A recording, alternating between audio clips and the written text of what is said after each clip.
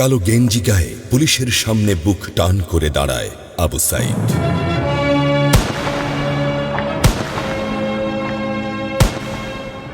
Police তাকে রক্ষা করার বদলে গুলি করে। ঠাস ঠুস কয়েকটা গুলির মধ্যে একটা গুলি লাগে তার কোমরে। খানিকটা ভাঁজ হয়ে যায় শরীর।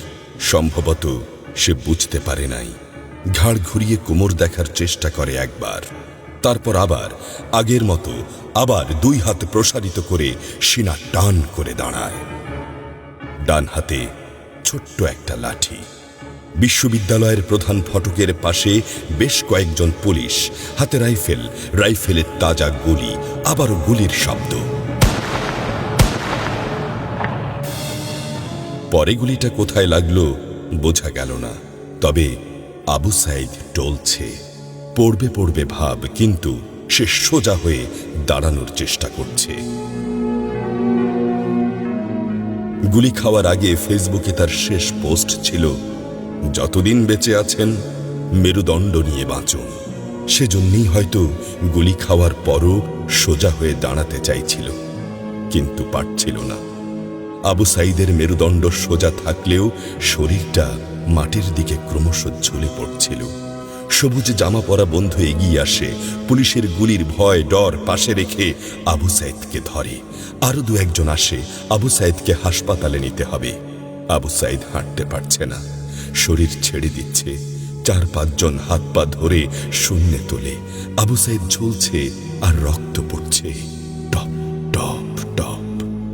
যে আবু সাইদ কিছুক্ষণ আগেও বুক চিতিয়ে দাঁড়িয়ে কোটা সংস্কার আন্দোলনে নেতৃত্ব দিচ্ছিল, সে এখন শূন্যে ঝুলছে, যেভাবে ঝুলছে মেধাবীদের ভাগ্য।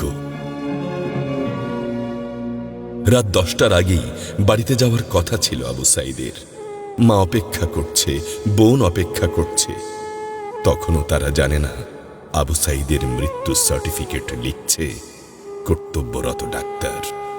নাম আবু সাইদ, পিতা মকবুল, ঠিকানা বাবনপুর, পীরগঞ্জ, রংপুর।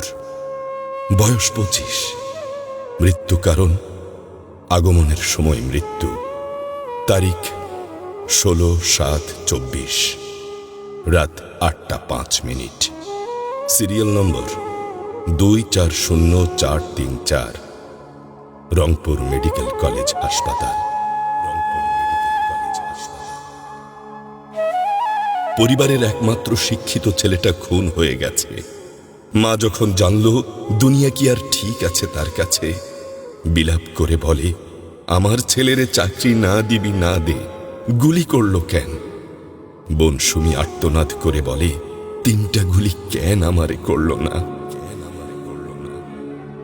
আবু সাইদ ফেসবুকে আরো লিখেছিল, যদি আজ শহীদ হই তবে আমার নিথর দেহটা রাজপথে ফেলে রাখবেন।